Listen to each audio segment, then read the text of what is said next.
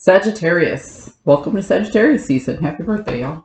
As per usual, you can click right on that description box below, and it talks about the significance of this particular spread, how to use the spread, and the placement of each card, as well as the deck being used. Sagittarius, always looking to expand.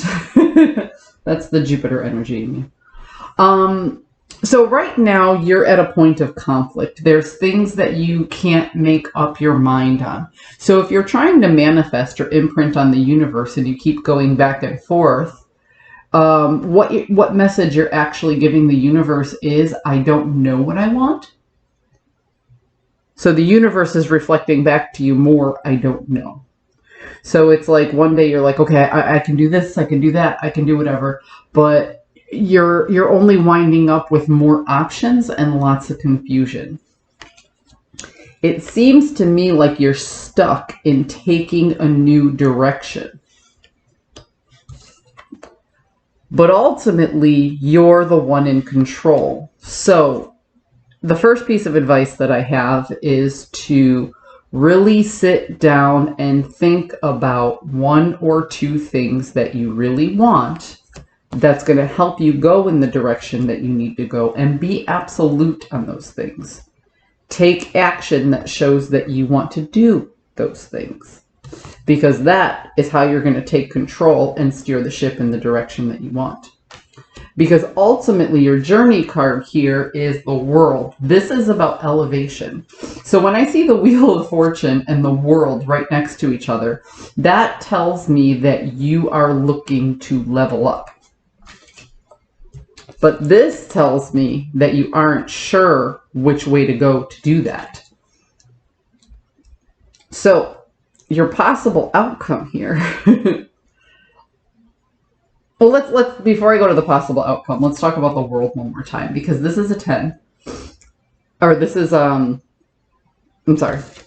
This is a 10. The Wheel of Fortune is a 10, and a 10 is about endings and beginnings. The World card also represents an ending and a beginning, but this is more about the journey of endings and beginnings, being in the middle, in the thick of it, and taking action to get yourself out of something or into something, where this is all about letting go and closing a chapter completely. So change. This is change in perspective or behavior. This is change in frequency. But this possible journey here is showing you as not being victorious. But if you have all the potential for it in the overall read and the journey, what's stopping you from being victorious? It goes back to this inner conflict that's stopping you from making the change and creating that new path. So again, I want to go back to what I said before. Pick one or two things, make sure you're absolute on them, and focus on that. Because if you pick too many things, or you have too many options, or you go back and forth with what you want, you're basically telling the universe, I don't know what I want. And the universe is going, okay, here's more I don't know. So make sure your thoughts and your actions are both working toward the same thing. Yeah, see? You're doing a lot of wishing and communicating, or you're doing a lot of wishing. You're flirting with the things that you want, okay? And in your head, in the communication that you have with yourself, when you're thinking, it's wishful, but it's wishy-washy. There's no solid foundation to it.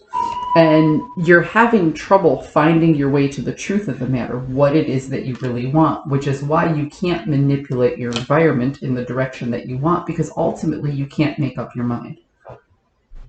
Okay, so if you can't make up your mind and you take a little action this way, then a little action that way, and a little action this way, you eventually go nowhere. You have to be absolute. You have to pick one or two things. You have to put that in alignment and keep moving in one direction.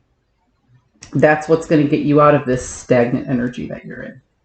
Sagittarius, I hope you found a message that serves your highest good, and I'll see you next week.